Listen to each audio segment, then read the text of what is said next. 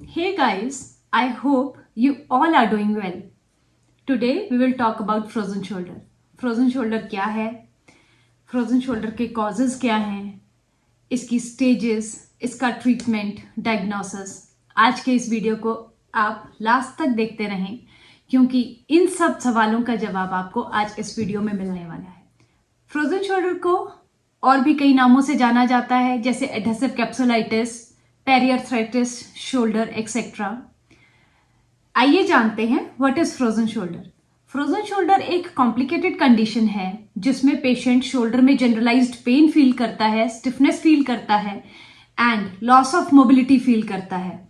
मतलब उसकी range of motion धीरे धीरे प्रोग्रेसिवली कम होती चली जाती है और उसको डेली लाइफ की एक्टिविटीज में प्रॉब्लम आनी शुरू हो जाती है। नाइट पेन्स फ्रोजन शोल्डर का एक बहुत ही कैरेक्टरिस्टिक फीचर है। जनरली ऐसा रहता है कि वुमेन जो है वो ज्यादा अफेक्टेड रहती हैं एज कंपेयर टू मेन इस प्रॉब्लम से, और वुमेन में भी 40 to 65 ईयर्स ऑफ एज में जो वुमेन आती हैं वो इस प्रॉब्लम से ज्यादा अफेक्टेड रहती हैं। फ्रोजन शोल्डर जैसी कॉम्प्लिकेटेड प्रॉब्लम को समझने के लिए सबसे पहले जरूरी है कि हम नॉर्मल एनाटॉमी को समझें शोल्डर की। शोल्डर एक ball and socket kind of joint है जिसमें ह्यूमरस का हेड स्कैपुला के सॉकेट के साथ आके मिलता है ज्वाइंट बनाने के लिए। अब ये ज्वाइंट, क्योंकि हमारा जो सॉकेट है वो काफी शैलो रहता है और इसी वजह से हमारा जो शोल्डर है वो high range of mobility offer करता है।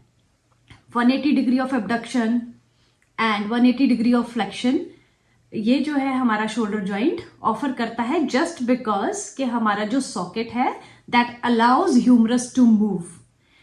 लेकिन इस सॉकेट के अंदर ह्यूमरस फिक्स्ड अपनी जगह पर रहे, इसको इंश्योर करने के लिए इस ज्वाइंट को बहुत सारे सॉफ्ट टिश्यू स्ट्रक्चर्स एनक्लोज करते हैं, जैसे कैप्सूल एक दूसरी बोन को पकड़ के रखता है। इसके अलावा कुछ मसल्स का कवरेज रहता है जो शोल्डर को mobility time as well as resting normal time पे स्टेबिलिटी प्रोवाइड करता है। अब ये वाले जो स्ट्रक्चर्स हैं, जो शोल्डर के सराउंडिंग स्ट्रक्चर्स हैं, उनमें थिकनिंग आ जाने के कारण, टाइटनेस आ जाने के कारण और स्टिफनेस आ जाने के कारण फ्रोजन शोल्डर जैसी कंडीशन जो है वो अराइज होती है।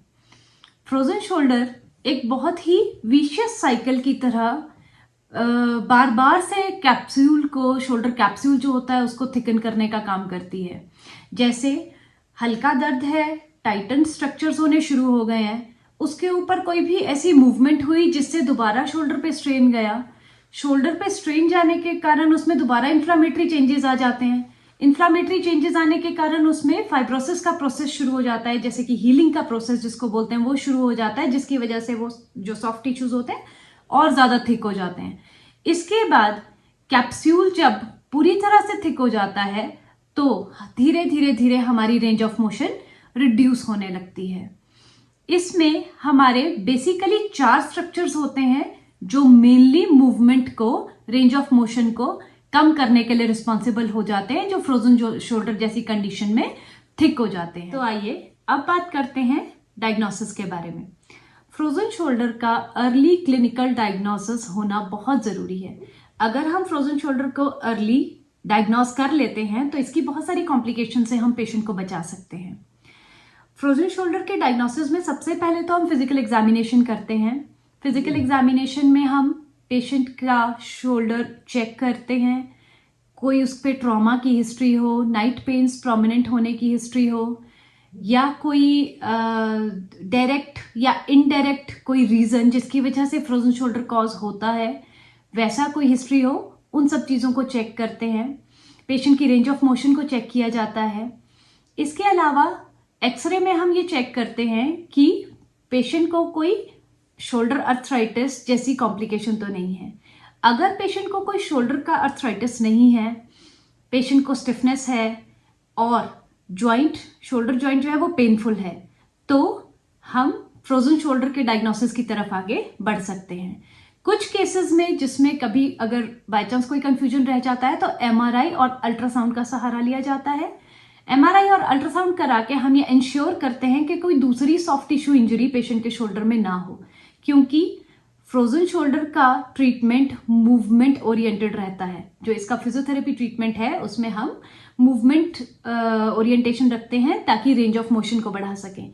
लेकिन अगर कोई दूसरी सॉफ्ट टिश्यू इंजरी डायग्नोस होती है एमआरआई या अल्ट्रासाउंड में, तो हम ओवर यूज की सलाह नहीं देते, उस इंजरी का हील होने का वेट करते हैं, उसके बाद ही कोई भी एक्सट्रीम मूवमेंट ओरिएंटेड प्रोग्राम जो है वो रेंज ऑफ मोशन को बढ़ाने का जो प्रोग्राम है उसको शुरू करना प्रेफर करते हैं। अब जानते हैं फ्रोजन शोल्डर की स्टेजेस या फेजेस के बारे में। फ्रोजन शोल्डर की प्रॉब्लम को 3 स्टेजेस में डिवाइड किया गया है। First one is freezing stage, second one is frozen stage and third one is थॉइंग stage. जो फ्रीजिंग स्टेज है इसको पेनफुल फेज भी कहा जाता है। इसमें पेशेंट एक्सट्रीम पेन फील करता है, नाइट पेन्स प्रोमिनेंट होती हैं, किसी भी मूवमेंट के टाइम पे बहुत ज़्यादा पेन पेशेंट को रहता है, लेकिन स्टिफनेस धीरे धीरे बढ़ रही होती है। रेंज ऑफ मोशन रिस्ट्रिक्टेड होती है लेकिन full range of motion restrict नहीं होती है। सेकेंड फेज आता है फ्रोजन फेज। इसमें फ्रीजिंग फेज के कंपैरिजन में पेन थोड़ा कम हो जाता है, लेकिन शोल्डर की स्टिफनेस बढ़ जाती है, रेंज ऑफ मोशन थोड़ी डिक्रीज हो जाती है। थर्ड फेज रहता है थॉइंग स्टेज।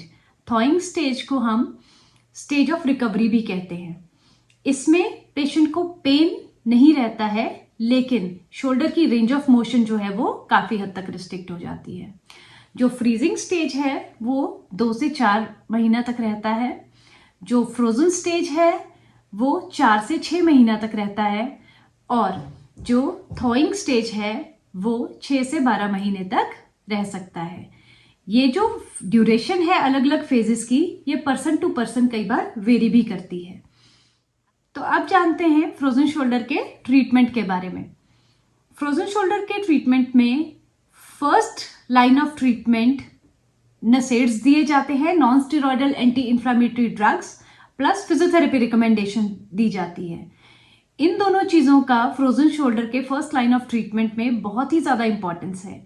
मैक्सिमम पेशेंट्स फिजियोथेरेपी और कुछ एक एनाल्जेसिक्स और नसेड्स लेकर ठीक हो जाते हैं।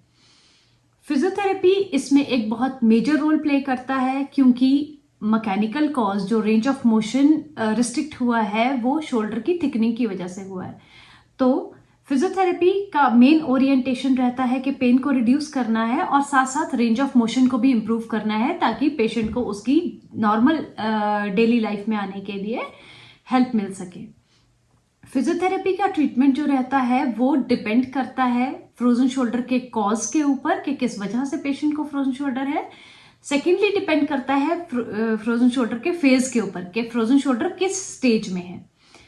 अगर फ्रोजन शोल्डर फ्रीजिंग स्टेज में है, फर्स्ट फेज में है, पेनफुल फेज में है, तो हम पेशेंट को कोई भी एक्टिव एक्सरसाइज नहीं करवाएंगे, कोई भी रेंज ऑफ मोशन एक्सरसाइज नहीं करवाएंगे। इस फेज में पेशेंट को सिर्फ कुछ इलेक्ट्रोमोडालिटीज जो पेन रिलीव करेंगी, इंफ्लेमेटरी चेंजेस को कम करेंगी, सिंपल पेंडुलर एक्सरसाइजेस, ग्रेड 1 और ग्रेड 2 मोबिलाइजेशंस एंड लाइट एक्सरसाइजेस पे रखेंगे। अगर फ्रोजन शोल्डर किसी पेशेंट का फेज 2 में है, जो कि हमारा फ्रोजन स्टेज है, तो फ्रोजन स्टेज में पेशेंट को पेन कम रहता है लेकिन रेंज ऑफ मोशन की रिस्ट्रिक्शन ज्यादा रहती है। इस फेज में हम पेशेंट को ग्रेड 2, ग्रेड 3 मोबिलाइजेशन देंगे, उसको range of motion exercises introduce करेंगे। अगर पेशेंट का प्रॉब्लम थॉइंग स्टेज में है, विच इज रिकवरी फेज, इस फेज में पेशेंट को पेन बहुत कम होता है लेकिन रेंज ऑफ मोशन की रिस्ट्रिक्शन ज्यादा होती है, उसको डे टू डे की एक्टिविटीज करने में बहुत हिंड्रेंस रहती है रेंज रुक जाने की वजह से। इस फेज में हम पेशेंट को स्ट्रेंथनिंग एक्सरसाइज देंगे, एक्टिव एक्सरसाइज देंगे, रेंज ऑफ मोशन एक्सरसाइजेस देंगे, और इसके अलावा हम मोबिलाइजेशंस देंगे रेंज को खोलने के लिए। अगर पेशेंट को इस ट्रीटमेंट से बेनिफिट मिल जाता है, जो कि मैक्सिमम पेशेंट्स को मिल जाता है, तो पेशेंट अपनी नॉर्मल लाइफ में वापस आ जाता है। कुछ केसेस में 10% केसेस में कई बार पेशेंट को इन सब प्रोसीजर से पूरा आराम नहीं मिलता है। उस कंडीशन में जो भी हमारे ऑर्थोपेडिशियन रहते हैं वो कॉर्टिकोस्टेरॉइड के इंजेक्शंस जो हैं वो इंट्रा आर्टिकुलर इंजेक्शंस लगाते हैं, मतलब जॉइंट के अंदर इंजेक्शंस देते हैं। कुछ पेशेंट्स का तकलीफ कॉर्टिकोस्टेरॉइड का इंजेक्शन लेने के बाद कम हो जाता है या खत्म हो जाता है। अगर किसी पेशेंट में, किसी केस में इसके बाद भी प्रॉब्लम रह जाती है या प्रॉब्लम सॉल्व नहीं हो पा रही है, फिर सर्जिकल इंटरवेंशन का प्रोविजन रहता है। सर्जिकल इंटरवेंशन में आर्थ्रोस्कोपिक कैप्सुलर रिलीज का प्रोसीजर रहता है, जिसमें एक छोटा सा इंसिजन लगाकर जो भी फाइब्रोस्ड या थिकन्ड पार्ट रहता है शोल्डर के कैप्सूल का, उसको एक्सट्रैक्ट कर लिया जाता है और शोल्डर की जो रेंज होती है वो रीगेन करवाई जाती है।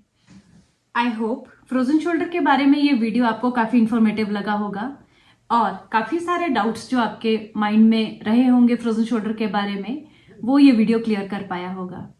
अगर आपको ये वीडियो अच्छा लगा तो please do like my video. Channel की सपोर्ट के लिए प्लीज डू सब्सक्राइब और बेल आइकन को प्रेस करना मत भूलिएगा, ताकि अगले वीडियोस की नोटिफिकेशन सबसे पहले आपको मिले। Thank you.